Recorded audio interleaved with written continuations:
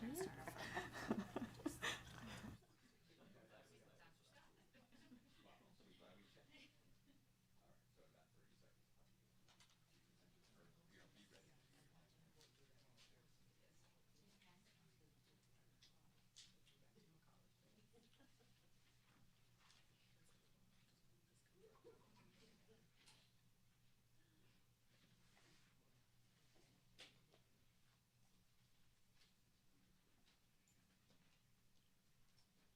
1 minute away. We're going to get you up at the podium just so we can get it up, right? Okay, beautiful. If you're in the audience, you can be on camera at any time, so look interested. Same with the panel. We cut away a lot. It's not just the person that's talking. If you have a phone, turn that to silent, please.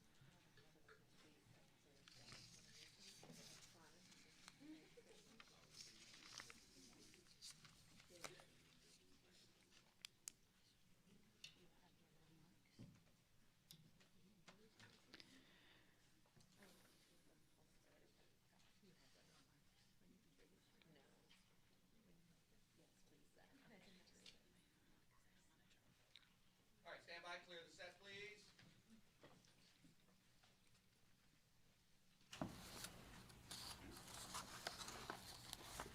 Good morning, everyone. We're going to start our program now. And with that, I'd like to introduce Dr. Scott, Director of the Ronald Walters Center, for our initial opening remarks.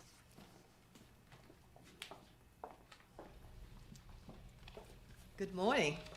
Good morning. It's great to see everybody. My name is Elsie Scott. I'm the director of the Ron Walters Leadership and Public Policy Center here at Howard University, and also an adjunct professor in the Department of Political Science. So on behalf of the faculty, staff, and students, we are so happy to join with the Hill today for this program on Black women in politics. We thank the Hill newspaper for reaching out to Howard and asking us to join with them today as we celebrate the role of Black women in politics in the United States. We acknowledge that women in the United States have not always had power. We have not had the right to vote until the 19th Amendment in 1920. And then as Black women, we did not fully get the right to vote until after the passage of the Voting Rights Act of 1965, which removed restrictions such as literacy tests and literacy exams, and fees for voting. So we are happy that today that a lot of the constitutional and legal restrictions have been removed, but we also know there are still people who try to prevent Black women from being fully involved in politics in the United States. But during this month, we also want to celebrate women who have helped to bring us here. And I first want to acknowledge Fannie Lou Hamer. Fannie Lou Hamer co-founded the Mississippi Freedom Democratic Party. She challenged the Mississippi Democratic Party, which attempted to block Black Democrats from participating as delegates to the Democratic National Convention in 1964. She was finally admitted as a delegate 4 years later in the 1968 convention. We celebrate Shirley Chisholm. I even wear her pin today. From New York, she became the first Black woman elected to the U.S. Congress in 1968, and the only woman founding member of the Congressional Black Caucus in 1971. She later blazed the trail by running for President of the United States. So we have a lot to celebrate this month, but we know that we have to be vigilant to ensure that Black women Young lady here, correct? Okay. are seen, Hello there. heard, and Oh, acknowledged. don't beat. Oh, that hit the bag. That was perfect. At Howard University, we celebrate the role of Black women in improving the lot of women and others by their political engagement. We know that women from Howard University participated in the suffrage movement. We know that they march for women's rights. Our students. We celebrate that women from Howard University were active in the civil rights movement. They participated in the bus rides. and other aspects of the civil rights era. And we can single out, excuse me, Joyce Latner, who's a sociologist and later served as the only woman who has been acting president of Howard University for her role in the civil rights movement. And most recently, we acknowledge her sister who died last week, Dory Latner. The plan of this event has been an event that brought together various departments here at Howard University. And I just want to thank WHUT, especially Sharon Drayton and the rest of her staff. We want to recognize Monica Lewis from the Howard University Office of Communications, who served as our contact there. And we welcome, even though she was not able to make it today, we have a new Black woman who's Vice President for Communications and Chief Communications Officer here at Howard University, Lydia Sermons. And it hasn't been just all women. We also recognize Dr. Joe Leonard, who's Assistant Vice President for External Affairs, and his staff for all they have done. And we recognize Black Girls Vote, who helped us to publicize this event. So we look forward to further collaborations, and we especially want to collaborate around the 2014 elections this fall. At the Ron Walters Center for Leadership in Public Policy, every other year, during an off-year election and a presidential election, we run a command center where we bring together students and we spend the day with them learning about people who are running for office, especially Black women and Black men in their states. And so we invite the students who are here in November to sign up to be engaged in that. And also the School of Communications also has a program around elections. So we look forward to engaging with the media, with our sisters who are engaged in politics, and with our students this fall to make sure that Black women's voices are heard. Thank you and enjoy the program.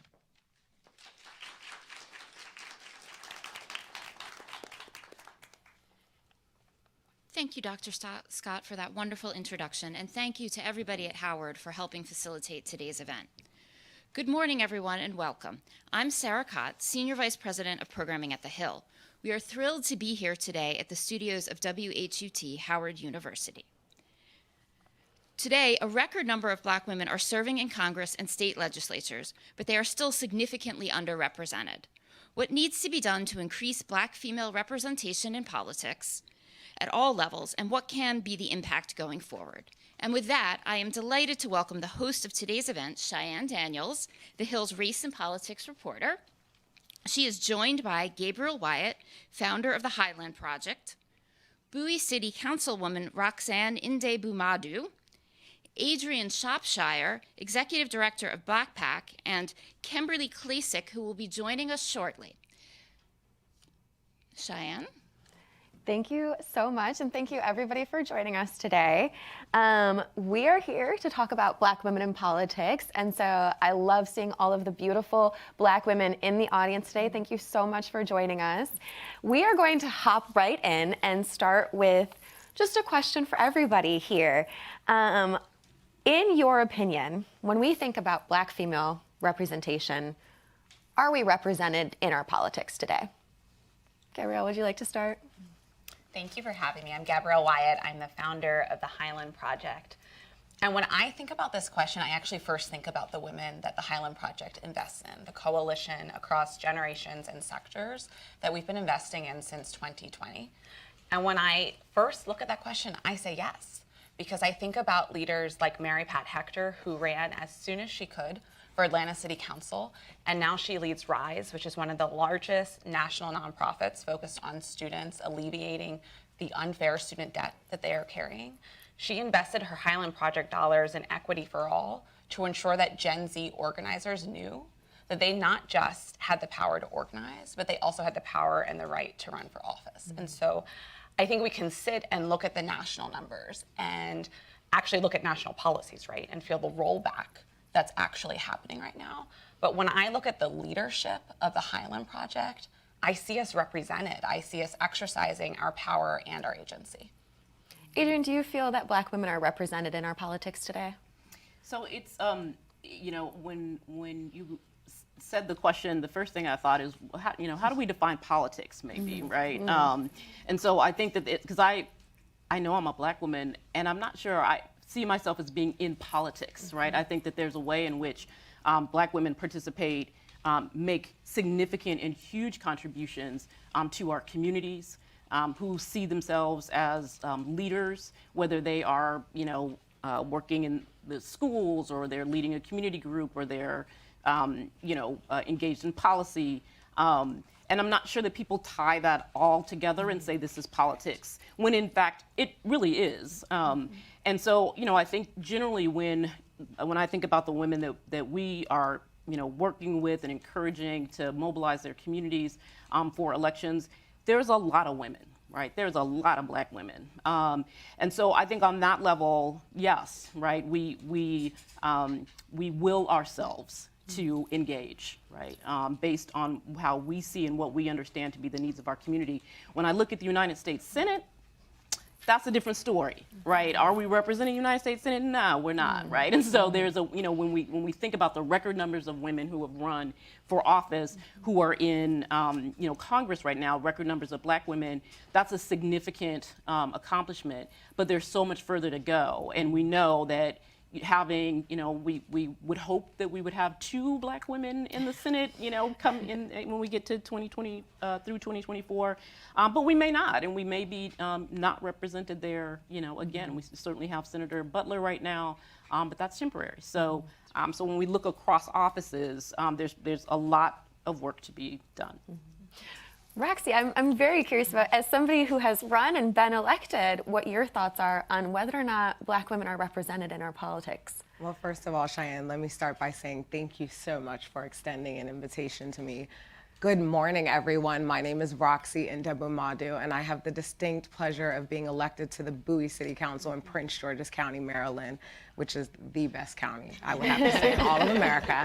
But I would say my proudest hat is being a Howard University graduate of the School of College of Nursing and Allied Sciences. Yep. Let's give it up for HU. So, when you started the question, there were so many things going through my head. I would have to say my answer is no. And let me tell you why my answer is no. When I think about politics, as somebody who's been a 2-term elected official, I ran the 2nd time in 2023, one of the youngest women in the state of Maryland, so many things. Politics to me is designed to have power. But when I look at Black women who are in positions of power, and I mean decision-making power, I don't see very many. So that's why I would say my answer is no. Because we have a lot of Black women who are defining politics, who are creating movements within politics, who are adjacent to politics, but do we have a lot of Black women who actually have decision-making power within politics? The answer is no. So I would have to say, by my definition, as somebody who is sitting at that table, who is creating legislation, who has the responsibility of looking after a community of 70,000 people, one of the fastest growing in the state of Maryland, I would definitely define that as no. Not yet.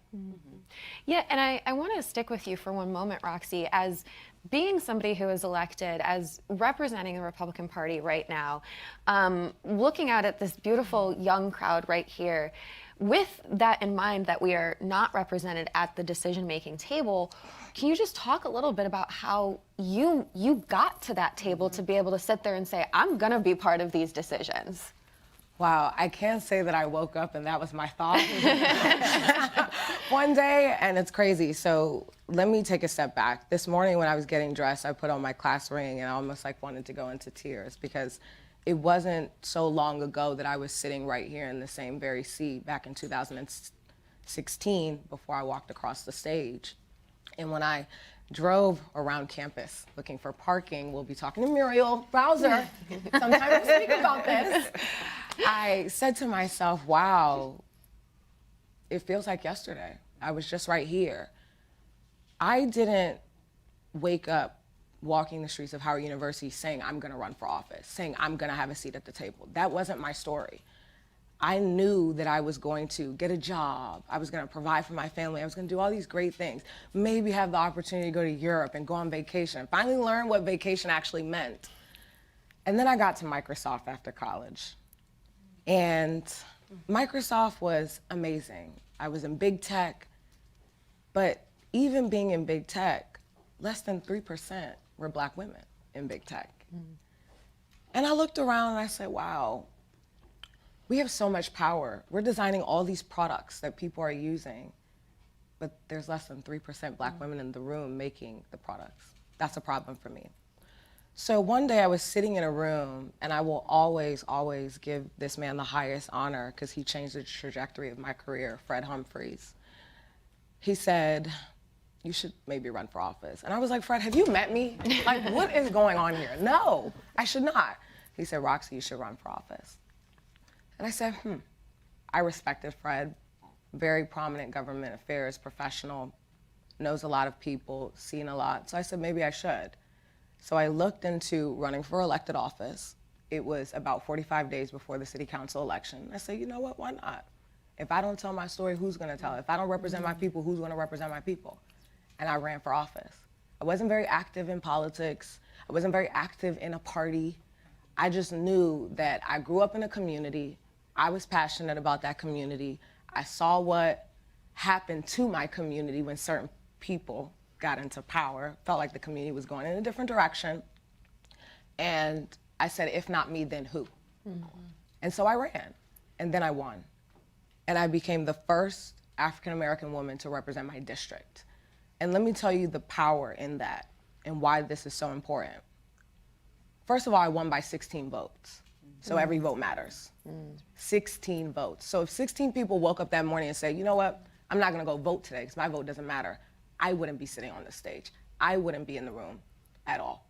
And by right, you wouldn't be in the room because I'm not in the room. So let's start there. Then let's take that a step further. After winning by 16 votes, after becoming one of the youngest, then I started to engage with the party a little bit more. And I was like, that's a little interesting. But what I learned was, I can't expect you to legislate an experience that you don't understand and you don't have. This is my lived experience. This is my community's lived experience. You can sympathize. Maybe you might be able to empathize one day. But what you won't be able to do is adequately represent me and my community because you don't have that experience. And so I became that voice in the party, and they embraced me because I was unapologetic about representing my community and my lived experience. But by representing my lived experience and my community's lived experience, that didn't negate theirs. It didn't mean that theirs was any less important than the lived experience of my community. But I knew that my community's experience had to be in the room in order for decisions to be made and policies to be changed.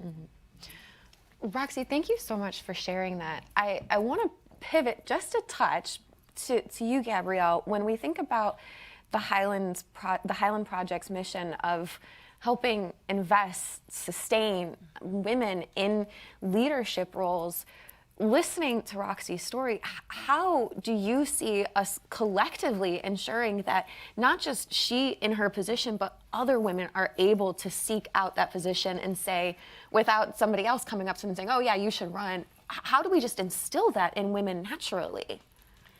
I think a couple of things. I think one, the power already is in us as Black women and girls. I grew up in a household on the better side of the Beltway in Baltimore, and it was a household of educators, youngest of 3. And I knew growing up because of my parents that I was brilliant and that I was powerful. And it's also true that the headwinds of over 400 years of structural racism continue to blow strong. They continue to try to blow us down. And I have a similar story of an educator seeing in me that I should run for school board at age 17, and that's what I did, and I earned my seat.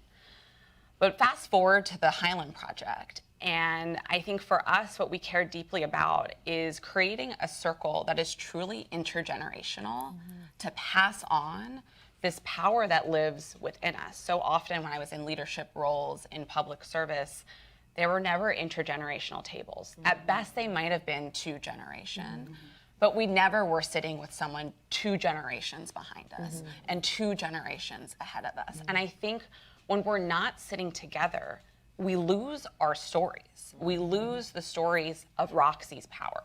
We lose what it's like to sit as a Black woman as the only and have to carry on despite the forces trying to push us out of the seat. We're talking a lot about getting into the seat, but what does it mean if we don't get there? One. Two, what does it mean when we're there? How do we sustain ourselves through it? And three, what does it mean on the other side? What's our responsibility for continuing to cultivate a bench of leadership around us? Adrienne, you and I have talked extensively about particularly Black voters. So I want to pivot just a little bit because Roxy said something about when she saw certain leadership in her community, she felt there was changes happening in her community. What are some of the things that Black PAC are hearing as what Black women especially want to see, not just going into 2024, but sort of from all of our elected leaders right now? So I think that we all can relate to what we've been hearing from folks, and we've been doing a lot of focus groups around the country over the last 6 months or so. And I think that the one thing that stands out, because we hear it all the time, we see it in our own neighborhoods, we see it in our own families, is that there's just a lot of anxiety right now. People are very worried, they're very concerned, and there's a list of reasons that I'll touch on a couple. That are, about the issues that people care about, that you then add a national election on top of that, and people, and you add, sort of we all sort of have pushed the COVID era aside, but the reality is that people are still struggling coming out of that period. And so there's a lot of anxiety right now. Folks also, I think we oftentimes hear a lot about apathy in our community and that, people don't want to get involved and that they don't want to vote. We don't actually experience that as a reality. And whether that is when we're knocking on doors and talking to people or when we have people in focus groups, people really do want to be involved. They really do care. They really do want to make sure that they are, making a positive contribution however they can. There's a lot of things about politics that people just don't understand, right? And we talk about civics all the time, and we need to increase our, our knowledge of civics and how our government works and how our elections work, and that's all true. And the challenge is that when people don't have that information, they feel disempowered, right? And so I often, say to folks that we need to really, not use the word apathetic so much, because really we need to be finding grace for people who step out or remove themselves from our politics or from our electoral process because they don't have the information, right? And it's our responsibility, right, to get people the information because people feel not just disempowered. There's a lot of shame, frankly, right? When we're in focus groups and people don't know the answers, their first reaction is, well, it doesn't matter, right? Or, oh, I'm not gonna vote because it doesn't matter. And then when you dig underneath that, what it really is people are embarrassed that they don't understand, that they don't know all the things, right? And there's a sense that they're gonna be judged for it, right? And so we need to offer Black women grace and not make assumptions about what people do and don't know. But there's a lot of anxiety right now, and we always think that, oftentimes, I wouldn't say we always, but we oftentimes think that when people say that they're not happy about the direction of the country, we assume that that's mostly about the economy, right? We assume that it's because people, are feeling the pressure of the economic conditions, and that's true. Right, there is a lot of anxiety around the economy right now, but there's a whole host of issues that Black women are concerned about right now. K through 12 education, right? Black maternal health and other women's health issues, right? Concerned about the cost of healthcare, concerned about the college affordability, right? Concerned about racism and white supremacy. So there's a whole gun violence, a whole host of issues that Black women care about. All of those things right now, in some way, are really significant or under assault, right? The right to vote is always a top issue. And so when you look at all of these issues that are top of mind for Black women right now, and we look at the ways that all of those issues are under duress, and we can see and we get the picture of why people say things are not going great. And it's not just because of the economy. That's part of it, but there are a whole host of other issues. And so I think that, part of our role at Black PAC and many organizations like ours really is to make sure that we are providing information for people, that we're actually we're talking this stuff through with people, right? Like we're helping people to understand not just the importance of elections, but the importance of their participation, right? And the power that they do have, right? And we talk a lot about power because people feel powerless, right? When they have the sense of anxiety, they have a sense of powerlessness. And so we talk with people about what our power can do. We talk about history, right? We talk about our struggle to sort of have full citizenship in this country. And we talk about, the path, right, that our ancestors took, right, to get us to the place where we are now. And what does that mean in terms of responsibility? So we try and do education with people that really is about bringing people to the point where they feel like they can exercise their own power and they understand the importance and significance of it, so that people feel like they have control, right? That they have some control over their own lives. They have control over politics, even when they say, "Oh no, I don't do politics," right? Politics, I don't do that.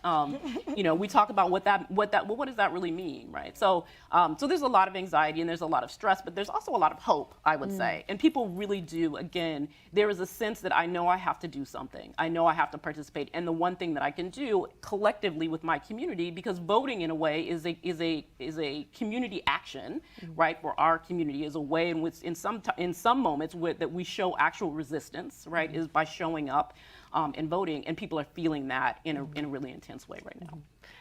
Kimberly, hi, how are you? Good morning, I'm doing good, how are you? Good morning, I'm so happy that you're here with us today. We are talking about the power of Black women at this moment, and I love it. And you, as Roxy, are currently running. And a reminder, this is not a campaign stump at all, promise y'all. But with that, you are bringing a very unique experience to us today. And so I want to take a moment to acknowledge what some of the barriers you think are facing Black women from seeking out office right now. Oh, wow. Well, that's a good question. I think women in general, the political arena is really a male-dominant world. And so for women in general, I think it's very difficult. I think sometimes, as a Black woman, sometimes you're kind of looked at as you're not taken so seriously. I definitely feel that in many rooms. But, you can always prove yourself and show what your worth is. Before running for office, I ran a nonprofit. We did workforce development, helped women become financially independent. And I think when you just share exactly what your experience is and what qualifies you for the position, people really then begin to take you seriously. And so that's what we try to do all the time. Yeah, and we spoke with Roxy a little bit earlier about sort of what inspired her to run, and I'm hoping you can share with our audience today what inspired you to say, I want to be in the room making the decisions. Well, I don't know if everybody knows, but I'm from the Baltimore area, and so we have a lot going on politically. Unfortunately, even when I was running my nonprofit, we would come up against a lot of barriers for the women, and most of it came from the career development centers that were connected with the mayor's office or city hall in general. And so what I noticed was we could do more to help, but they weren't really making and pulling those punches, right? It was just, we were always coming up to a roadblock or some kind of obstacle. So I said, you know what, I think if we were on the other side and really try to get these women to be independent, get them what they need, their resources, I think we could move forward. I felt as though, unfortunately, in some of these cases, when you have maybe the Career Center or the nonprofits doing this work, I think sometimes they feel as though if the work's not there, they might not have a job.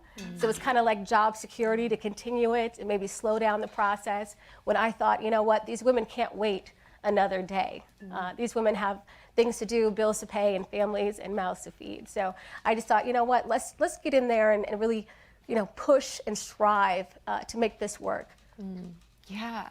You are all incredibly powerful Black women in this moment, but we have a room right now of so many Black women, and I know there are others here who might not identify as a woman, but I want to take a moment to turn it over to our audience to ask these four, I can count, this is why I'm not a math person, our four beautiful panelists if they have any questions. And I believe there is a microphone up here if somebody would like to, right over here.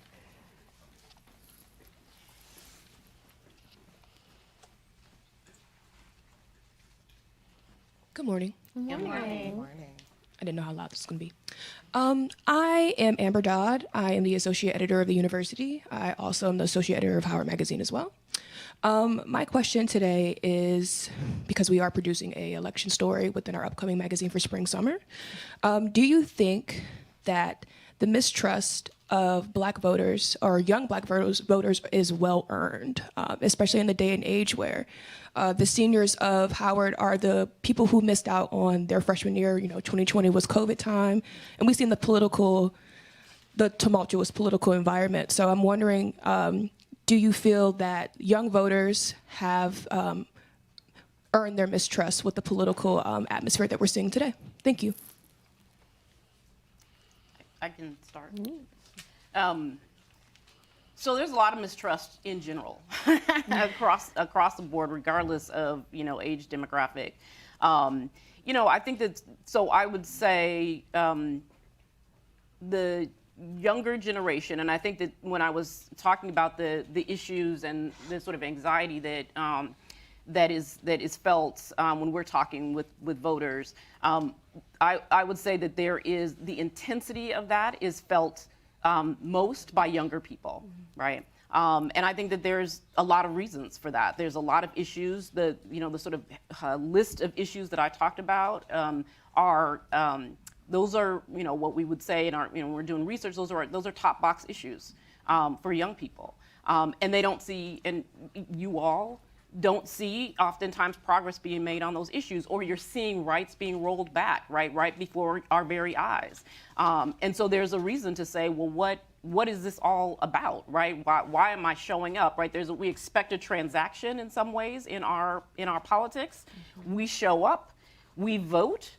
We tell you ahead of time what we want you to do, right? The issues we want you to work on, the policies we want you to fix. We give you say, I'll do those things. We give you our vote, and then there isn't progress or things get rolled back. There's also a lot of, sort of when we think about, the sort of top issues, whether it's gun violence or abortion rights. You have, obviously this expectation that policies and laws will pass that make things better, whether it's on, sort of the gun violence front or it's on women's reproductive health. And so I think that that yes, it's warranted because we have, again, we want to see progress. I think we have to understand that things take time. Right, and I'm now that old lady who says that, right? Like, things take time, and we have to wait. But some of that, though, I think is also about the thing I said earlier about making sure that we all understand actually how things get done, right? Where the interventions can happen, right? To speed things up, right, or to disrupt them, right? And so I think that that's also part of both the expectation that we all should have of ourselves when we decide that this is going to be our work. That we have to help educate people on what the process is, where the intervention points are, and how we organize the power that's necessary to be able to intervene, right? And I think that that is an important part of helping to heal, right, the distrust and the mistrust that many people in our community have of our political process. Can I just add real fast that at Highland, we've developed one of the largest national polls of Black women registered to vote with our partner, Cornell Belcher. And over the last 3 years, we've seen the consistent rise in dissatisfaction among Gen Z and millennial voters. And so I just want to reiterate what Adrienne said, like, we're not here to judge is it earned or not. Like, you're naming this as your lived experience. Where I frankly get nervous as a Black woman for our community as a whole is that when we looked at the data this past summer, it was over 1 in 5 Black women across all generations that we polled said that they were undecided or not supportive of the political candidate who was likely to run for president. My hope is that that does not turn into not showing up at the voting booth. It has to show up at the voting booth, but I think what you're hearing from Adrienne as well is we have to do more.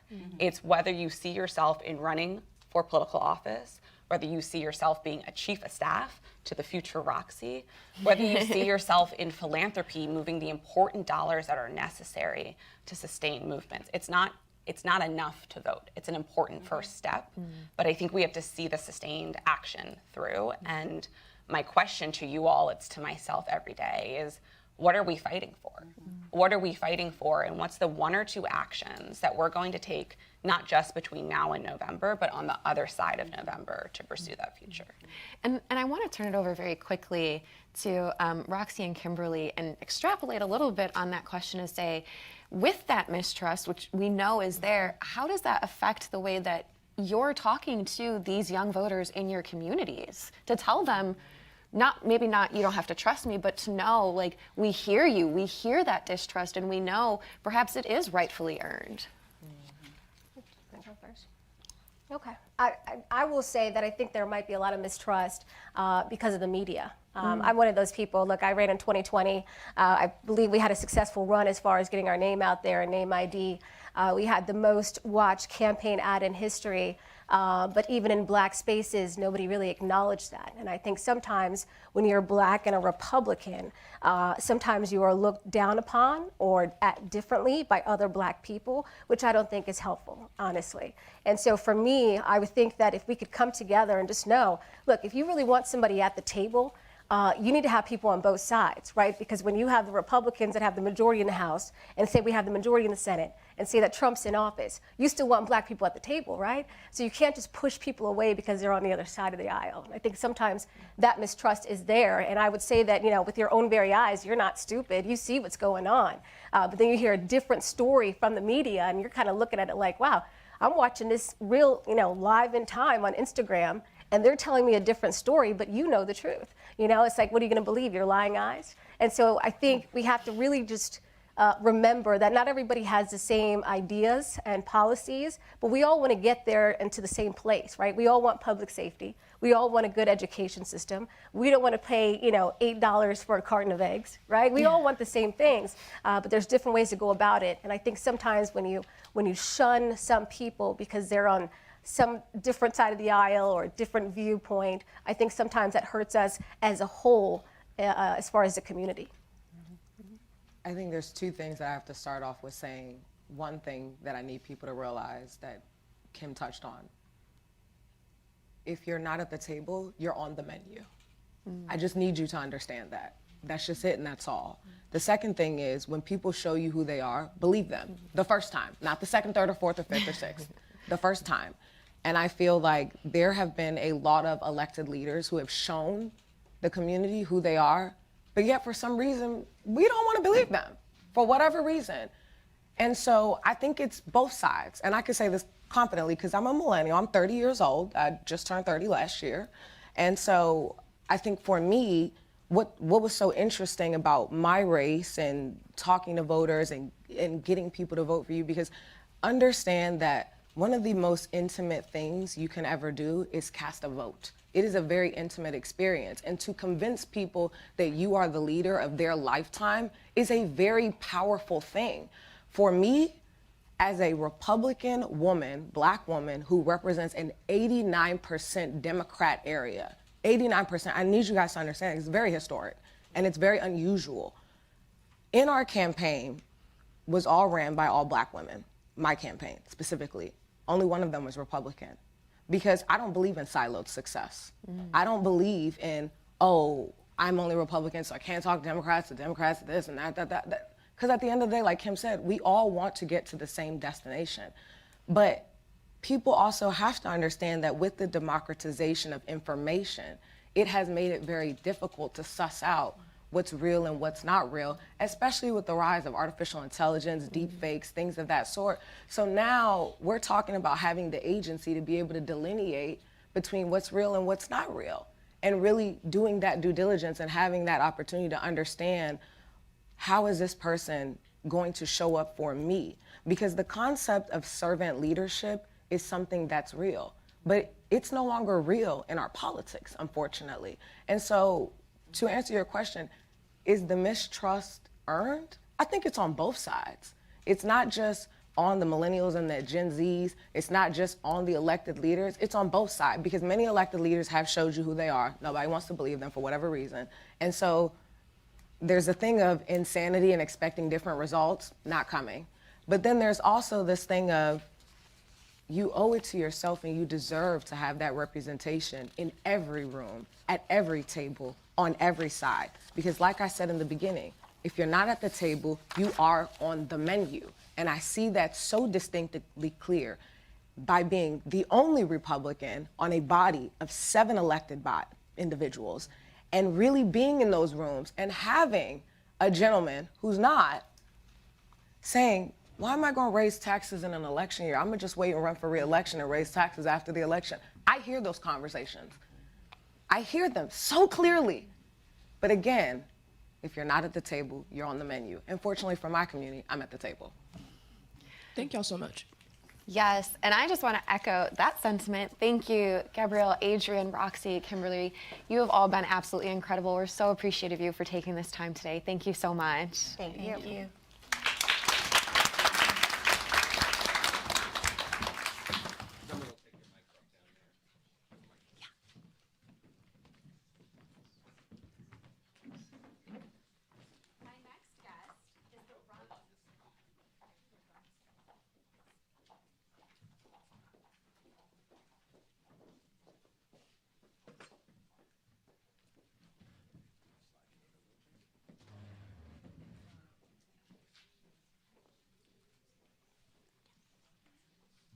My next guest is the Ronald W. Walters Endowed Chair of Race and Black Politics at Howard University.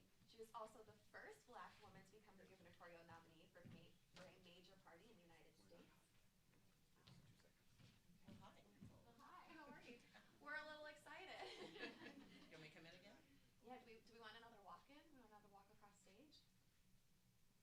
I guess so. Joining me now is the Ronald W. Walters Endowed Chair of Race and Black Politics at Howard University. She was also the first Black woman to become the gubernatorial nominee for a major party in the United States. I'd like to welcome Stacey Abrams.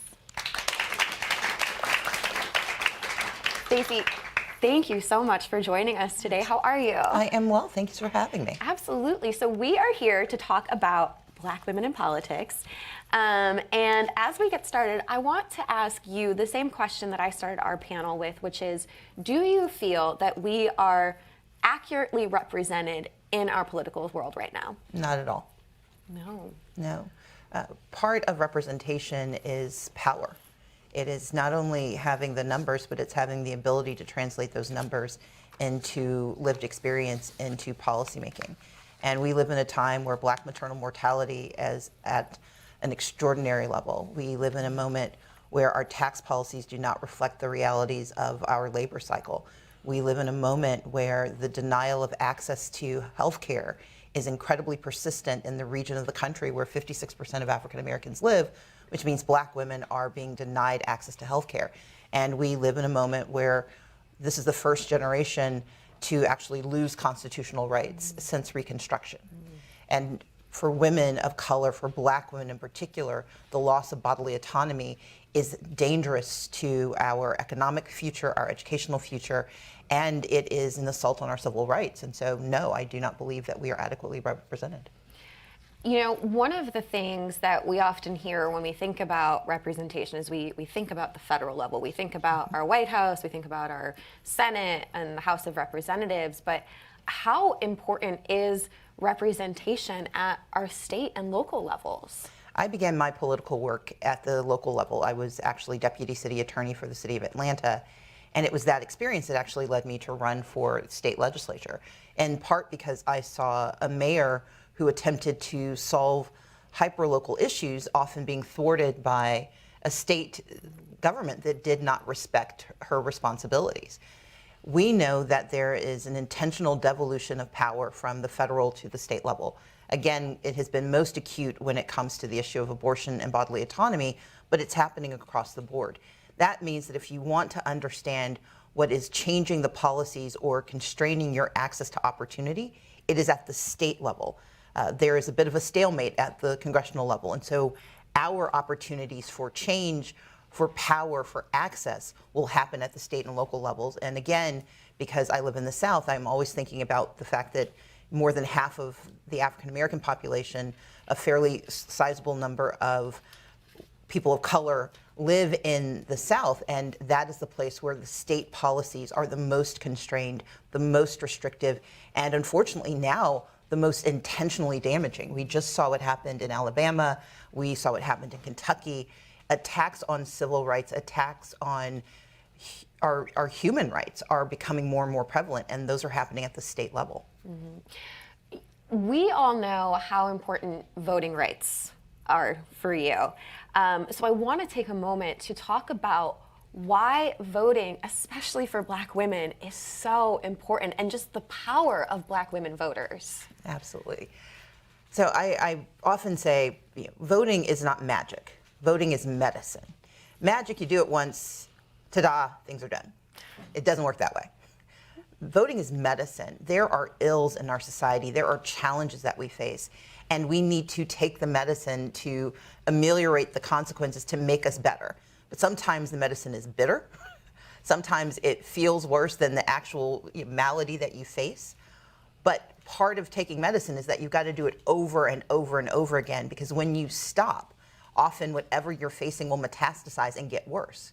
And so we have to consistently engage in voting, because voting in and of itself is not the point. It's not about who's on the ballot. It's about who's in the booth. It's about which people are making the choices and how do our lives improve. Because we live in a democracy, because we live in a nation where we elect people to make choices on our behalf, we can't hope that they'll do the right thing once we put them in office. That's like giving someone, putting someone in charge of your store, giving them the keys to the cash register and saying, I'm going to leave for 4 years. Please don't steal anything. And please don't give your friends free stuff. Don't take anything, and I'll be back in 4 years to check on you, but I won't look at anything you've done. I'm just going to make sure that if the store hasn't burned down, I'm going to let you stay. We wouldn't do that in any other place but our politics. And so for me, voting is about how we not only have accountability, but it's also how we demand access to our rights and our responsibilities. When we treat voting as an activity, then it's something it's one and done. I think of it as an action. It is something you do over and over again. And the more we do it, the better we get at it, the better we see the outcomes for the lives we want to lead. When we think about voter suppression, which we know is a huge top of mind issue for folks at the federal level, like our Congressional Black Caucus, to those at our state and local levels, we know that there is a huge push for the John Lewis Voting Rights Act to be passed. We know that voter suppression disproportionately affects Black voters. So a little bit of a controversial question, but are Black voters dangerous? The question presumes that the outcomes don't benefit everyone.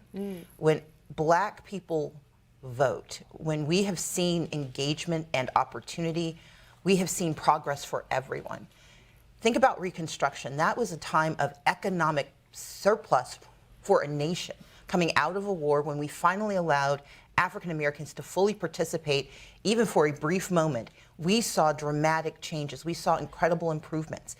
We have seen that the locus of power often shifts away from those who can demand the most access and the widest aperture for others. And so to the extent that your intention is to restrict and deny, then the answer could be that this is not a group that you want. But if your goal is actually improving the lives of everyone, then Black participation in voting is absolutely essential. I remind people that we have to remember our votes aren't just our voice, they are an instrument of power. And voter suppression happens in subtle and obvious ways. In the prior to the Voting Rights Act, it was very obvious. Now it's become much more subtle, although they're revealing themselves more often. But voter suppression is, can you register and stay on the rolls? Can you cast a ballot? And does that ballot get counted? And so anytime you see any new legislation around voting, any new regulatory schemes, ask yourself, are they restricting your right to register or stay on the rolls? Are they creating any barriers to your ability to cast a ballot?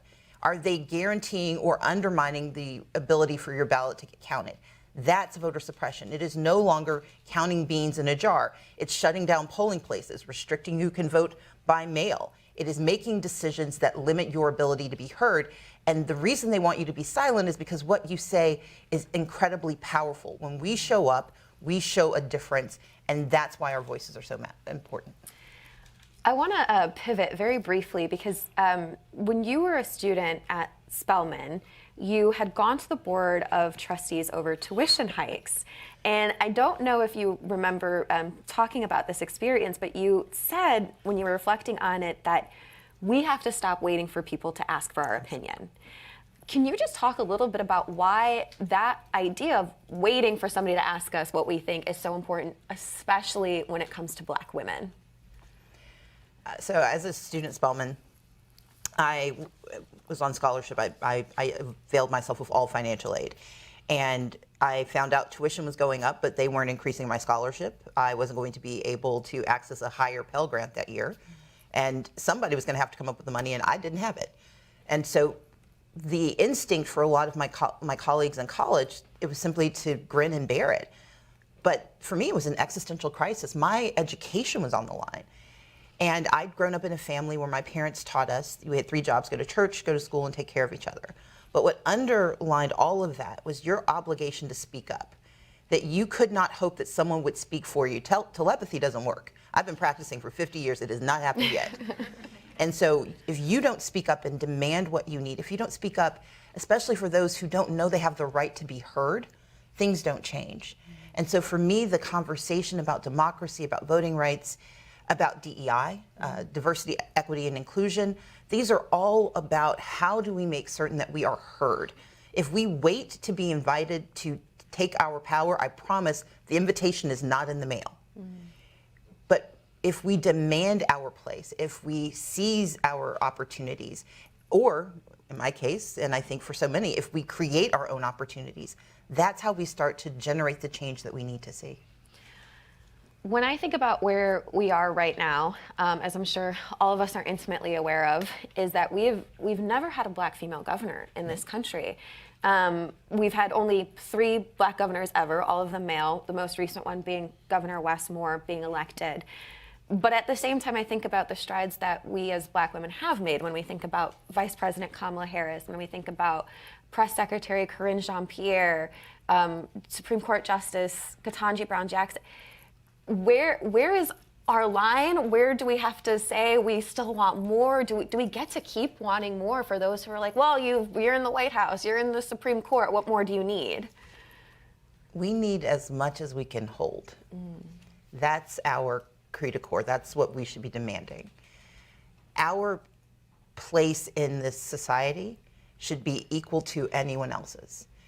The reason I'm so passionate about democracy, but also why I'm so proud of the work I was able to do as a candidate, was that me standing for office was not just about getting a job. It would have been lovely to have the job.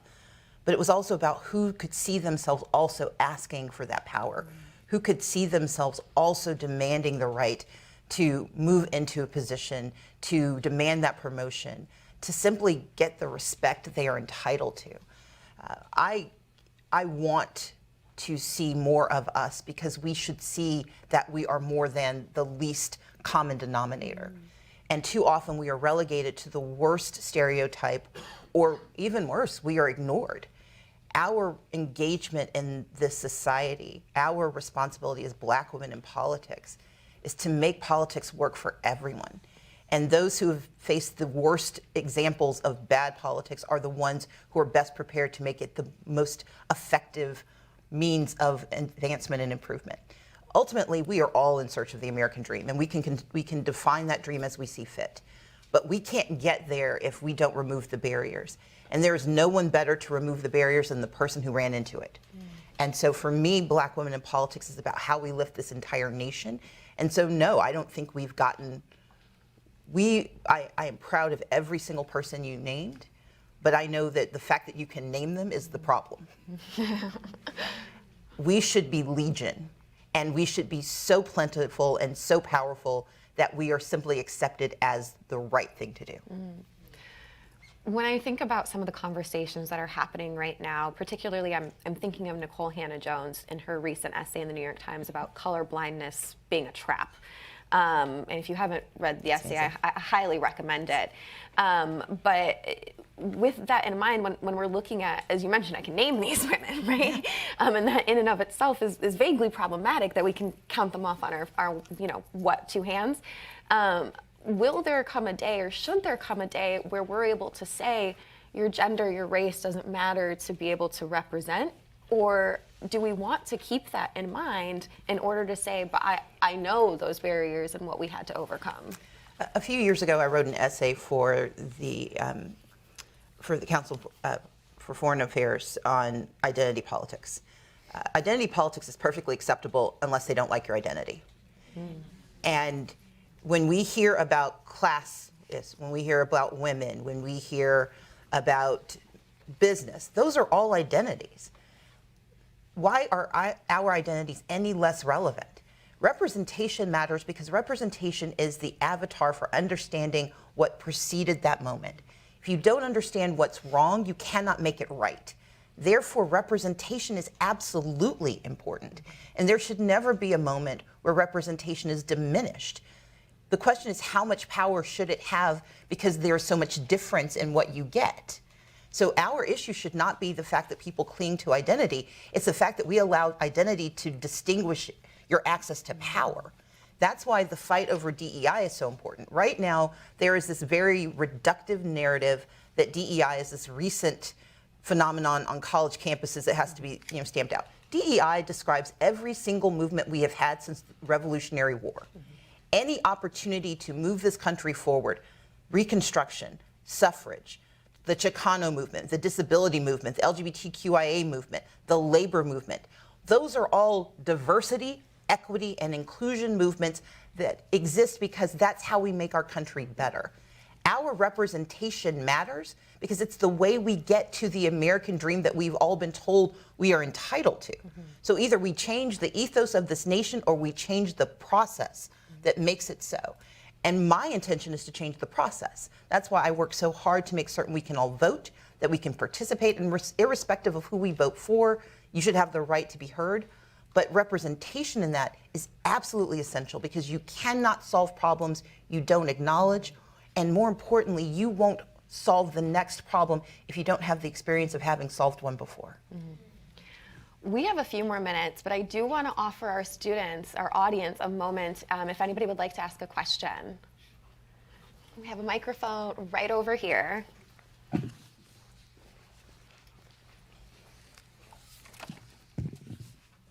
Hello, my name is Camila Armas. I'm a freshman political science major from Howard University. And my question is that there was a lot of hope for the Biden administration and the Congress coming into 2020 in terms of making positive policy change. And a lot of people are disappointed in the seeming lack of results.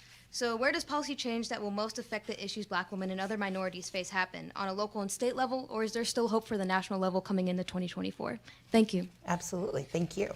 So I would say that we have seen dramatic improvements because I want us to remember what 2020 was like. I know a lot of us want to forget, but 2020 was hard.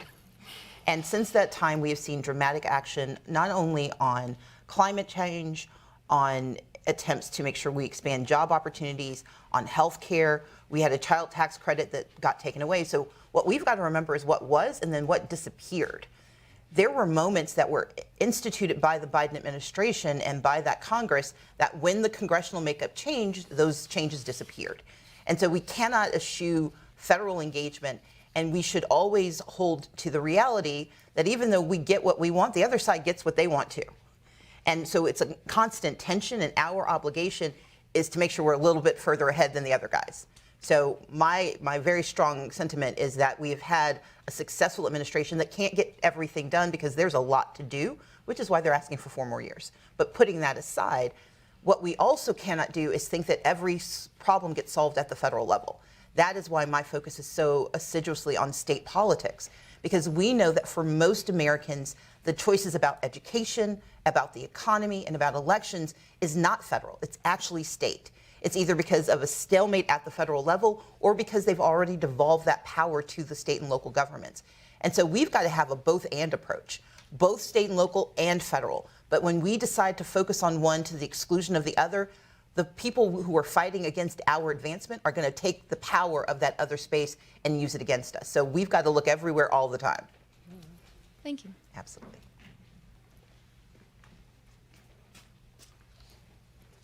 Hi. I see you too, so go ahead and stand behind her because you keep popping up and down. Hi, my name is Taylon Sharp. I'm a student at Georgetown University, and I'm also with Codex. I have a question. You focus heavily on grassroots and local politics. Can you expand on some of the obstacles that Black women find in running for local politics, and can you expand on the importance of Black women in these roles? Thank you. Absolutely. Black women have to be represented at every level of politics because we live at every level of lives. Like we don't simply exist in the federal ether. We do not simply exist in the federal ether, and therefore we have to pay attention to what's happening to our children or to ourselves in an educational setting. That's local politics.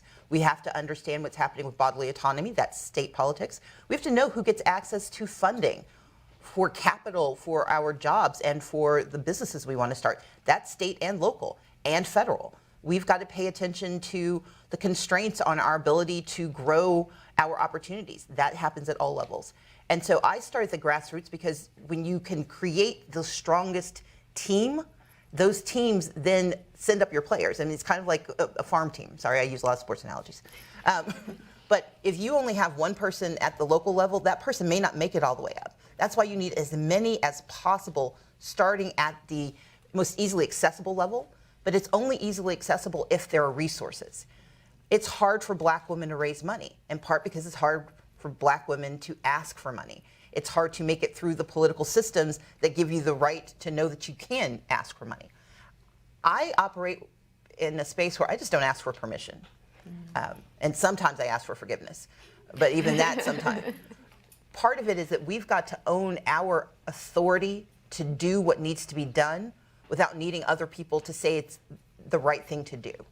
And so we should run for office when there's an office open, but we should also help our friends run for those offices. And we have to lower our barriers to entry where we expect you to be perfect before you start. If they can learn on the job, so can we. And we can learn at each level of the job. And it's not just about who's holding the office. It's who's the chief of staff, who's making the phone calls, who's writing the press releases. Because the way we tell our stories often determine how our stories are heard. And so we've got to build not just the candidates for local office. My grassroots work has focused not only on who's running, but who's running the campaign, who's running the staff, and who's running their mouth when you are not in the room. And if you think about all of those places, that's how we grow our capacity to run for everything and one day run everything. Thank you. Hi. Hi. My name is Gabrielle Draper. I'm a senior psychology and political science student at Howard. And my question kind of revolves around the mental health aspect. I read recently in a book by Congressman Raskin that if you don't have constituents who are well, you're not going to have constituents who are voting.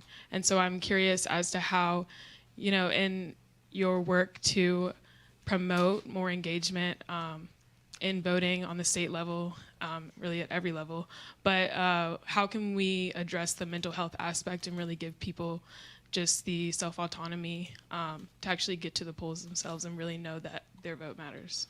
So I think there are two component pieces to that, and I appreciate the question. One is a structural issue. Again, I reference the South a lot because it is emblematic of so many of the broken pieces that we have in our infrastructure. The absence of Medicaid expansion in southern states means that millions of people are denied access to mental health care because embedded in the Affordable Care Act and therefore in Medicaid expansion is access to that mental health support. Coming out of COVID, out of the pandemic, there was never a more acute moment than the proof that we needed holistic health care. And yet an entire region of the country is continuing to deny access. And so we've got to demand that our governments actually provide access. I live in a state, the state of Georgia, that is willing to spend $26 million to provide access to 3,000 people, 3,500, let me give them credit, as opposed to accepting billions of dollars to serve more than 500,000 people. It is a decision that is a disgrace. And the mental health component is absolutely a key reason that we have to make certain that healthcare is expanded across this country to everyone. And then there's just the daily trauma of living.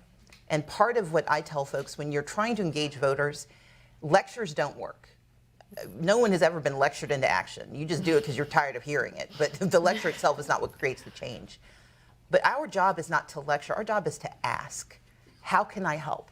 What is hurting you? What do you need?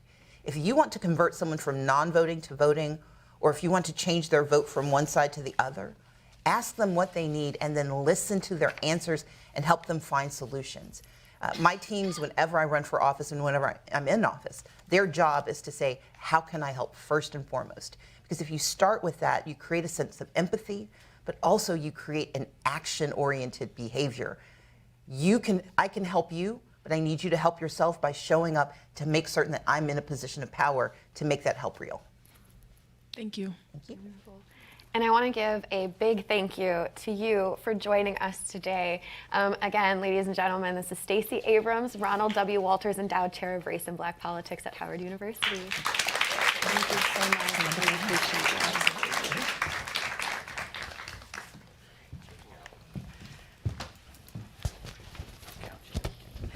No, it's okay. I'm used to us.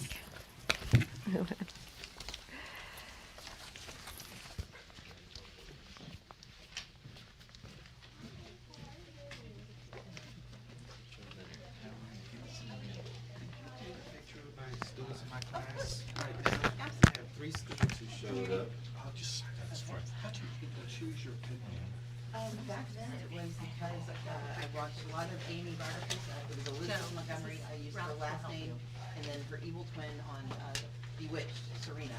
Cool. Yep. Thanks a lot. Appreciate it. Hi. Yes. Students.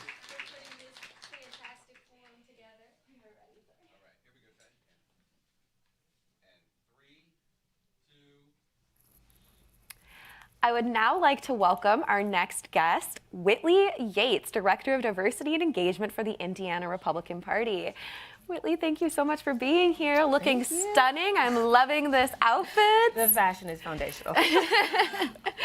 So we have been talking today all about Black women in politics, and right now you served as the Director of Diversity and Engagement for the Indiana Republican Party for, is it 4 years now? I'm still there. Still there, 4 years. And I just want to touch a little bit on the power of Black Republican women, because we often, I know, hear that Black Americans are very loyal to the Democrats, but we know Black voters are not a monolith. And as you were here showcasing to us, as well as Roxy earlier and Kimberly earlier, is that not every Black person out there is a Democrat.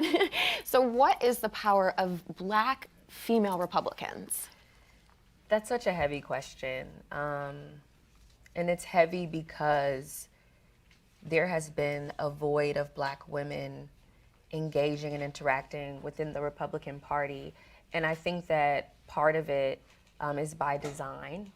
And I think the other part is the designation of the voices that were uplifted were not voices that connected to community. So if I can't see myself in what you're saying and how you're behaving, then you cannot advocate for me in a way that is beneficial. Coming into my role, being the only Director of Diversity in any Republican Party in the country, in a time where DEI is frowned upon within the Republican Party, was a feat in and of itself. To layer the intersectionality of being first on top of first in a party that doesn't have many on top stages, in top positions that look like me, layered with my race, and then we'll put the cherry on top of my gender. It makes for a very unique situation because the barriers that exist for all are now heightened because of all of these intersectionalities. So my intentionality in sitting in this role and understanding that the level of publicity, good or bad, the level of vitriol and hate that is going to come towards me, it's going to take a lot for me to continue to swim upstream.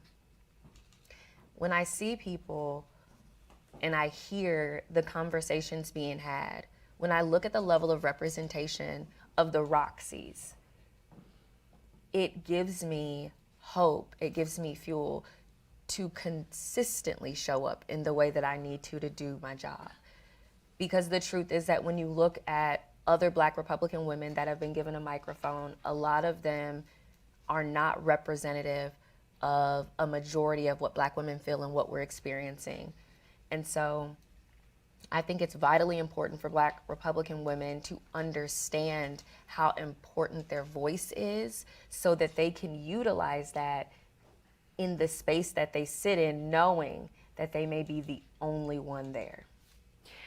You mentioned all of these intersecting identities that you have in this position, and just hearing you talk about it, it just sounds very daunting to be in this role. I think anytime being the first of anything, it has a little bit of that anxiety.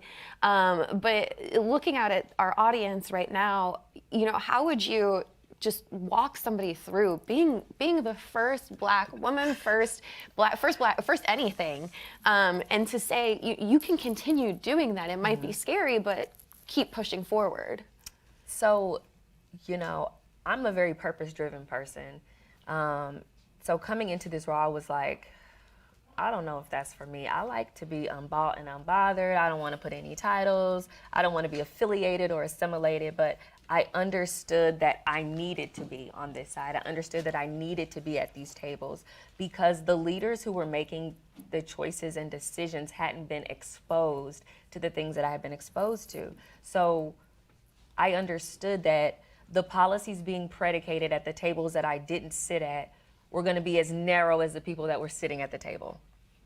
So in order for me to continue to push forward and understand that I have to create a series where other people feel included in places and spaces where we haven't felt before. So I not only have to walk through these doors and blaze these trails for myself, but I have to blaze them for the people that I'm bringing up with me to help them get elected and to help them be civically engaged. So my stamina, I really draw it from understanding my purpose and my place. So when I'm met with adversity, I don't question it because I understand that I'm supposed to be met with adversity. Because just the sheer fact that I'm in this role and in this position, that I walk into rooms and my presence in the rooms create and shake tables without me even speaking. So I'm aware that there is a power in my presence before I profess what is in my head and how that it really just shifts the power structures. It shifts the conversations. It shifts the perspectives. And so I run a leadership series to get underrepresented minorities engaged and involved in the Republican Party. I've been doing it now for 4 years in Indiana. And it's the only one of its kind on the Republican side in all 50 states. I sit here as someone who cultivated that out of wanting to see what we didn't already have and to allow people to know not only that we're not monolithic, but that we can be the types of leaders that you're proud of. That we're not symbols of leadership, but we're substantive in our positions. That we're not selling out our community to assimilate to a majority culture, which you see a lot of, specifically on the right.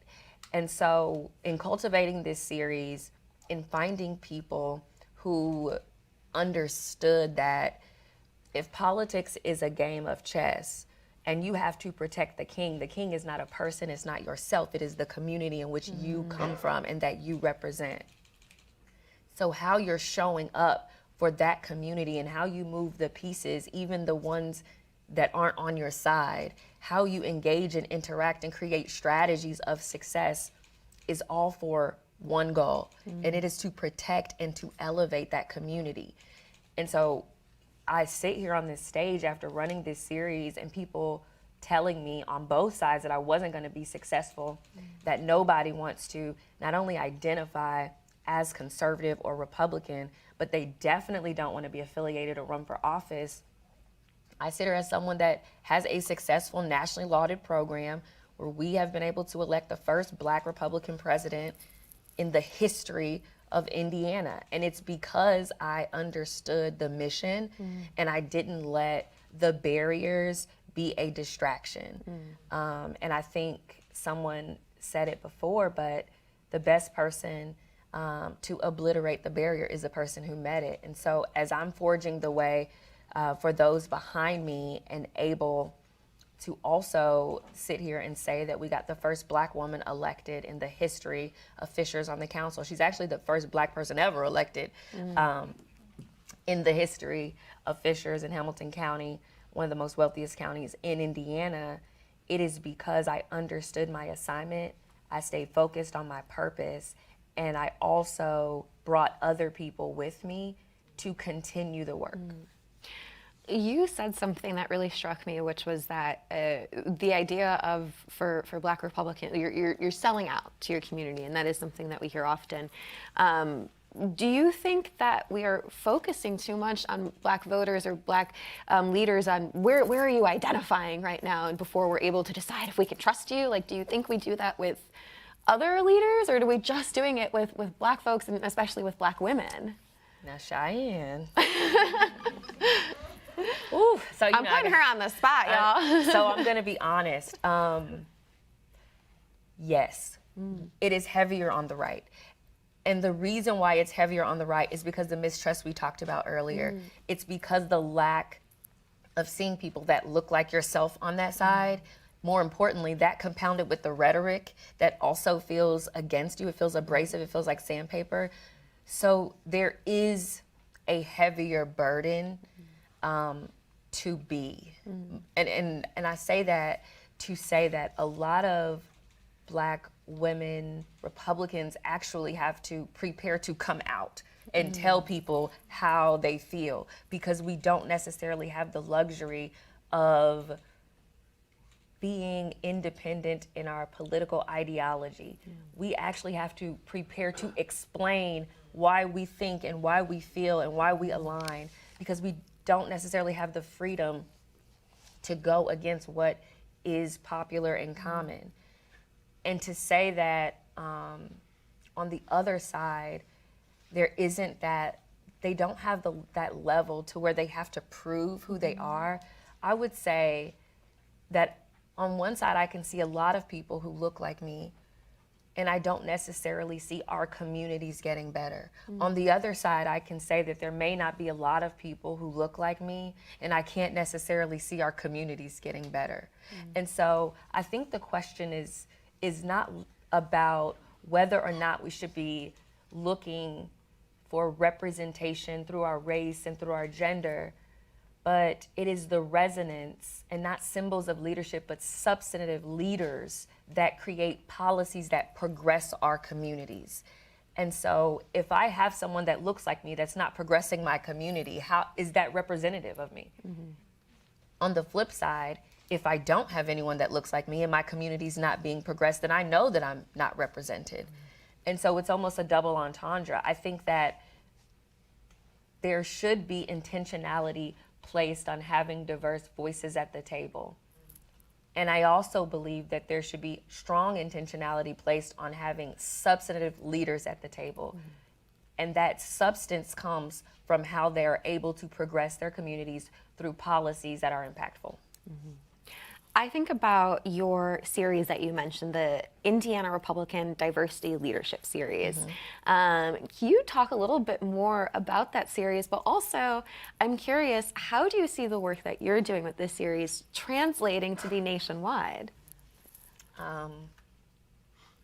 You know, when I think about the work that I've done in Indiana and the support that I've received, I tell people, like, some of my biggest haters when I began are my biggest supporters now.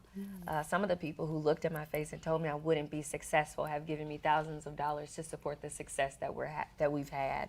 And so I'm very thankful for the journey that I'm on. as I sit here today, there's a woman who's running for Congress in this audience who reached out to me through LinkedIn. And it is important for me to understand that the work that I'm doing is not siloed to a state. That the representation that we're creating does not reside within the walls of Indiana. That having Roxy come and speak, and she was our keynote speaker for our graduation, so that our participants can see leadership in action, is so important. I've spoken with 4 other states that are interested in carrying on this work, and it is my hope that I am able to have seeds in multiple states so that we have representation on all sides. And that you know that when I walk in that room and when I sit at that table, that I'm not gonna say something that's gonna be negative against our community. That you can trust that I'm community centered, and when presented, in politics this happens, when presented with opportunities to propel self or community, that I choose community every time. In the face of what may look appealing or maybe appetizing for my own personal worth, for my own personal gain, that I understand that it's a larger picture. And I think sometimes, specifically with Black people, we're just so glad to get an opportunity to get in the room. Like, I'm just glad I got in the room. I'm just glad I got my foot in the door. Not understanding that you were positioned for a time such as this, not just to be in the room, but to use your voice and to advocate at those tables. To say, that's not right. Absolutely not. We haven't eradicated abject poverty in this nation or in this state. Or to say, absolutely not. I'm a Black woman and I'm afraid to bear a child in this country because that maternal mortality rate is so low. To say that I'm not listened to by doctors and I'm not believed. Like, there is a unique perspective that you bring. So don't just be happy to be in the room. Utilize your voice to create the change necessary. And so, you know, I would love to have those seeds and plant those seeds everywhere. I would love to continue to increase civic engagement and involvement, specifically within the Republican side, because we have so much work to do. And I believe that this is a unique time where if we stay focused on policy and how policy impacts people, then we will progress not only our states, but this country. And Whitley, I have one last quick question for you, but maybe the hardest question. As we heard one of our student audience members say earlier, is that we are in such a polarizing political time right now. I think that we would all be lying to ourselves if we said that we weren't. With that in mind, what keeps you going as you're doing this work? In a polarizing time that we are in, what keeps it, you know, that's interesting. So I look at national politics and everything that's happening. I mean, it's not even just politics now, it's the culture, right? Politics is downstream from the culture. The culture is polarizing. Like, I'm on Black Twitter each and every day because I live there. And I'm watching, like, there's, you know, American-born Black people versus Black immigrants. There is women versus men. There has been an increase in the polarization of people and almost tribalism in engaging. When I see it in the political sphere, I think that we have become reminiscent of what drives and fuels our society. So our society now commodifies attention. Right? Attention is the new commodity, and we're exchanging in it daily. It is a currency that we hadn't seen before, and Gen Z, you know, has never been without it.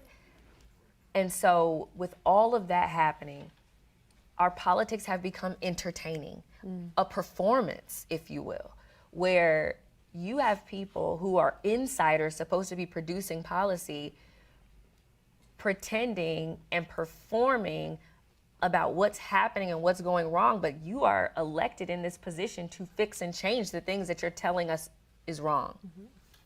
So you have a lot of performative leadership. And so as I'm watching all of this, people want to be entertained. They want someone to love. They want someone to hate. They want someone to root for. And so it's really easy to get swept and caught up in the story of the day. Who said what, who's doing all of these things. And I look at them, honestly, specifically like federal politics, as like the sun. It's on all the news stations, it's on all the news cycles. You can see it, you go outside, you can feel the sun on you, although I cannot feel it today, but I'm hopeful DC will show me better weather. But a lot of times it's focusing on the politics in your hometown. It's that local level, that state level, that governor, who is your Secretary of State. And those politics and looking at how you engage on that level, that's like gravity. Is your trash getting picked up? Are your street lights on? What do your neighborhoods look like? How much blight is happening? And so we have a tendency as a nation and a society to focus on the sun. And a lot of times we don't necessarily remember gravity. And so I want to implore all of the young people watching, do not be distracted with the tribalism and the polarization. There are going to be political personalities that pop up. You're going to love some, you're going to hate some, you're going to root for others. Understand that it is the policies predicated that will live on. As politics is a pendulum of power that swings back and forth in both directions. But these policies that they create, these laws that they sign, live on forever. From 1865, when we were freed, and beyond. Those laws are still on the books. So whether or not the person that put them in place is still in power, that personality is long gone and not here, but understanding that what they penned still has purpose today. We've got to focus our priorities on the policies predicated and not be caught up in the performance of political personalities, because it's not necessarily politically profitable for us as a people and as a society to get caught up in those personalities. Absolutely. I want to give a huge thank you to Whitley Yates for being here today, for flying from Indiana to come talk with us. Thank you so much. Thank you so much, guys. Come here. I didn't even get to say hi to you today. And I brought my daughter so she can see Black women. Oh, yay!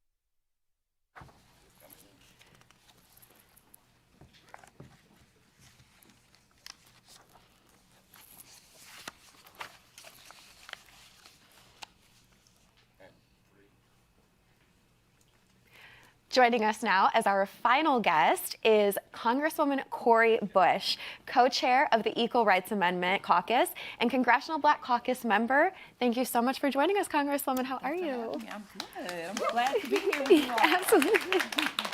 So we have been talking today about Black women in politics, the power of Black women, the power of Black women voters.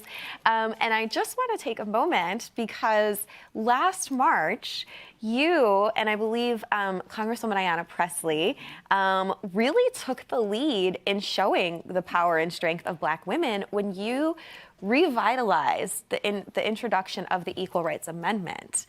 Can you talk to me just a little bit about not only what the ERA would do for Black women, but why it's Black women leading the charge to have this amendment passed? Absolutely. And thank you, Cheyenne. So, it took me a long time to even realize that the ERA was something that we needed to speak on in this day. I think I kind of felt like this was something for white women to champion. White women had all, that's who you heard talk more about it. But it wasn't until one day when I realized that so many of the things that we are working on and Black women are fighting for, or where so many of the disparities lie, are all like under this umbrella of what the ERA would do. The Equal Rights Amendment, which is over 100 years old. It turned 100 years old since its drafting on my birthday last year, July 21st. So we're at almost 101 years, and gender equality is still not enshrined in the U.S. Constitution. And so for us, for Black women, Rep. Presley and I just decided that it needed a home, first of all. It needed a home, and this is the first time in the history of the ERA that Black women carry this legislation. First time, 100 years. And so we decided, give it a home so that we can talk about the issues and we can rally our members of Congress. So whether it's violence against women, housing discrimination, the gender wage gap, the racial wage gap, abortion access and rights, so the reproductive freedom, reproductive justice, trans rights, LGBTQ rights, so much of it is housed. Healthcare equality is housed under the Equal Rights Amendment. And for us, if we can get the Equal Rights Amendment done, first of all, the word women goes into the U.S. Constitution. But then also it will be, the Equal Rights Amendment will be an anchor. It will be an anchor to pass better laws or to improve the enforcement of laws that are already on the books. And so that's what we need. We need this country to recognize that we don't just have it because we exist. We don't just have our rights and our freedoms because we breathe. That's not what's happening. As we can see, our rights are being stripped away from us, and so we want our country to affirm them. When I think about all of the many women's rights movements that this country has had, and I know sociologists will say we're in like fourth wave feminism at this point, I believe, and I think about when we learn about it and the many women who were involved, but the way that many of us who in this room would have been relegated to the back of those movements, yes, even as we were helping propel them forward. Yes. So I want to take a minute to ask you, what is it about the strength and the power and dedication of Black women that keeps us saying, we're still going to keep pushing forward? Yes, thank you for that question. So Pauli Murray, the great Pauli Murray, I believe, said it best, and I'm going to paraphrase her. She said that Black women have the most to gain from the adoption of the Equal Rights Amendment.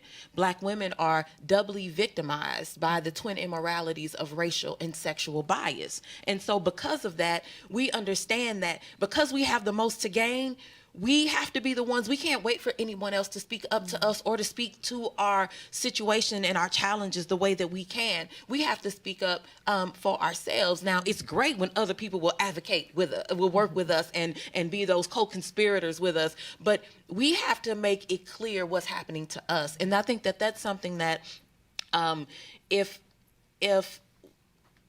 we're walking through living a life where we're told we should, why aren't Black women doing this thing this way? Why aren't, but in order to get there, Black women carry the most student debt than anyone else in the country. Women carry the most student debt, but Black women carry it the most and the longest. So that's an issue. But we also only make anywhere from 63, 64 cents on the dollar that our white counterpart makes. So then that helps to push us back even more. So we have barrier after barrier. And so for Black women to speak up and say, this is what's happening to us, but we're also going to be the ones to champion moving forward, how we move forward, it's critical because our voice matters. And so to be the ones, like you said, relegated to the back, when you see those videos, that archival footage of Black women being in the back, you know, all the suffragette movement, and you know, all these women, these white women in white, you know, marching, and then you have black women all the way in the back, and black women are getting, you know, pummeled with rocks and all of that, just trying to be a part of a movement to say that I should have the right to vote, to say that I should have, you know, autonomy, the autonomy of my own body. We didn't stop there because we understand what happens next. And so it's the legacy. When we think about prior to 1973, when the Dobbs decision, the right to abortion happened. I'm sorry, Roe v. Wade, not Dobbs. When Roe v. Wade was enacted, black women, the leading cause of death for black women was documented as sepsis that would come from unsafe abortions. I want to get a little bit personal because I think about that legacy that you're talking about and the way that so many black women of intergenerationally have been driving the nation forward and toward progress. And obviously today we've seen just so many black women on this stage. But I think we would all be lying if we didn't acknowledge that there's a lot of hate and vitriol that comes with us being in these positions. And I speak from experience as a race and politics reporter, and I know this is something you are familiar with as well, is the hate mail, the calls, the emails, all of that. How would you look into this crowd and look to our audience who are watching and say, in spite of that, or despite that, we still need you. We still want you to be part of this. Absolutely. Because what they want is to silence us. They want to shut us down. They want to keep the status quo. And so they use these tactics. These are old tactics. You know, there's nothing new under the sun in this situation. But it is effective. They understand that. And so if they can keep, if the critiques and the attacks, if the torment, the bullying, the intimidation, the harassment, if all of that can just keep going every single day, you know, it's been so bad to where I even had to evacuate my office for a week. I had to close down my office in St. Louis and have my staff home because of the hate, because of the threats. So, and we're not talking about just some folks, some trolls on social media. We're talking about people that actually feel like it's their duty to take out Cori Bush, you know. And for me, taking out Cori Bush, if you miss and you hit my staff, you know, so I have a problem with that. So it's not just about me, but for those of us that have made the decision, you know what? It's about the legacy. It's about what comes next. And so I'm less afraid of what you can do to me. I'm more afraid of what happens if we don't get the change that we seek. That is what my issue is. So I'm not afraid of, because let me tell you, bullets have already come my way. Bullets have come my way. Bullets have hit my vehicle multiple times, even with my child in the car. I have been through attempts on my life multiple times. But I know that if they could shut me up, if they could shut up other people like me, then that's how they win. And so they're frustrated that they can't. And so we need more people, the more of us that stand together, you know, and say that we won't allow these attacks, this violence that they're trying to throw our way to stop us. You know, the same way that folks crossed that bridge and the Edmund Pettus Bridge in Selma and said, you know, even though we see what's on the other side, I'm going to go anyway because this is what we need. This is about the legacy. This is about what comes next. In the same way, we will stand. So in the face of all the adversity, and this is not just fake stuff for television, for likes or anything like that. This is real life, what we actually face, what so many black women in politics face. And just black women in community and organizing and in different parts of this movement. You all, we need you. We need you, but part of that need is to know who you are and what you stand for. Every day I wake up in the morning, I know who I am. I know what I stand for, and I know if they take me out today, that I stood 10 toes down for my community and for my people, and that they can never take from me.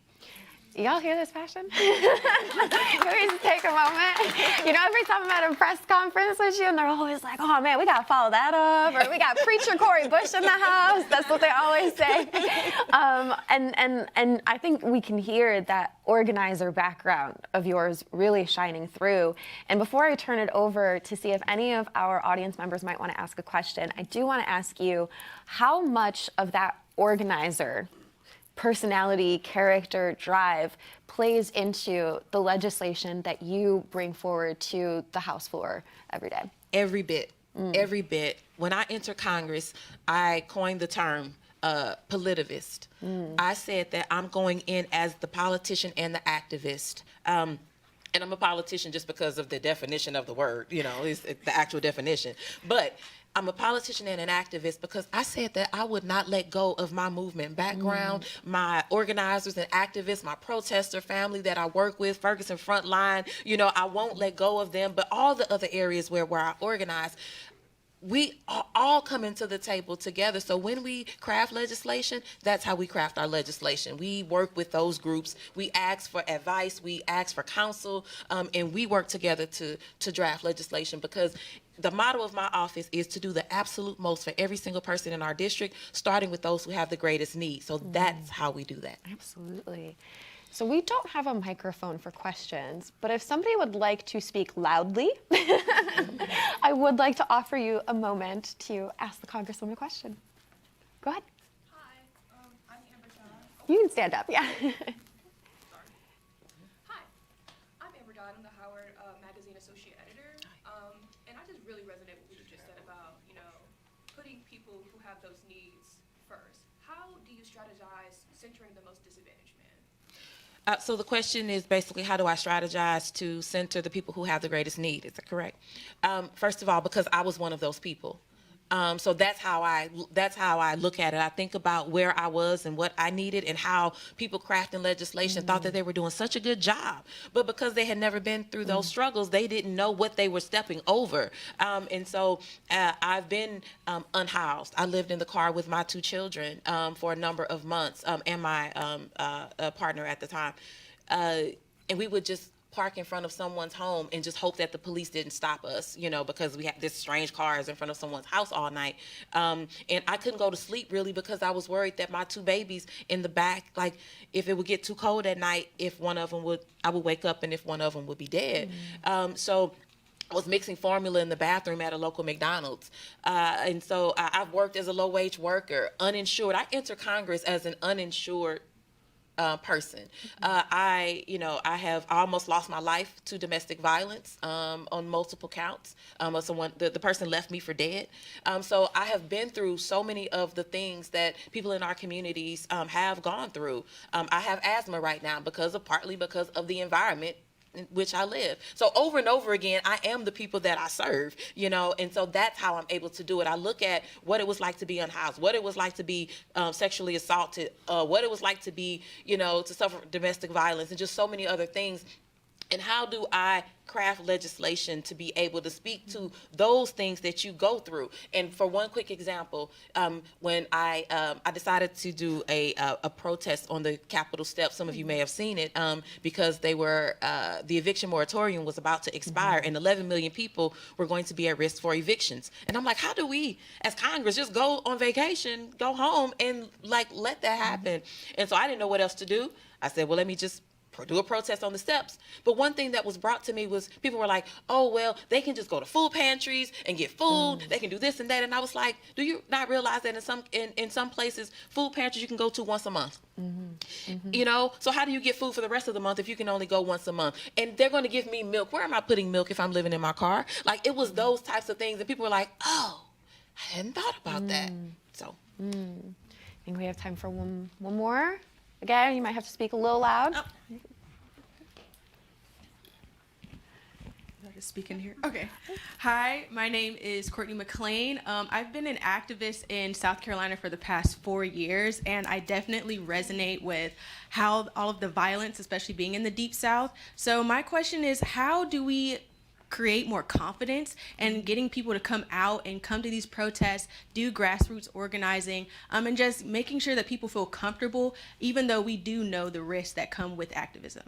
And so I think part of it too is finding out what people's thing, because not everybody is on the ground, show up to the protest activists. Some people are more for, using their microphone, for in journalism. Some people are, the ones that need to be in the courtroom, with their activism, or the boardroom. So figuring out what that is. Or some people are the activists with the check, because the check matters.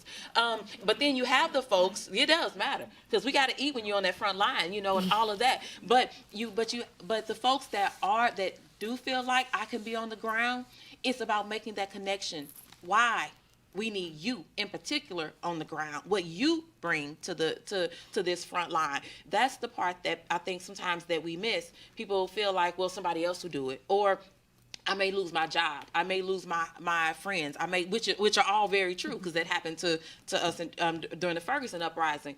But it's about helping them to see that you bring something to this movement. You, exactly who you are, what I tell people is, when I was running for office, I would say, I don't care if your thing is tying shoes well, because at some point while I'm out here knocking these doors, my shoes may come untied, and everything, I don't care if you collect stamps, like something is your thing. So letting people know that something is your thing, and you can bring that to this movement on the ground, make the signs, whatever it is. So I think that's part of it, but them knowing why how this affects their kitchen, how this affects their bathroom, how this affects them when they go to the doctor and they hop up on that exam table. It's about making that connection, making it really life applicable. I want to give a very heartfelt thank you to Congresswoman Cori Bush for joining us today. Thank you so much. We always appreciate you. Thank you all. And sadly, that is the conclusion of our show. So I will turn it over to wonderful Sarah. Thank you, Congresswoman Bush, and thank you, Cheyenne. That brings us to the end of the program. Thank you very much to our partners and hosts, Howard University, and everyone who joined us in person and online today. If you missed any portion of today's program, it's available on thehill.com, and it will also be available on WHUT starting in early April. Thank you all for joining us today.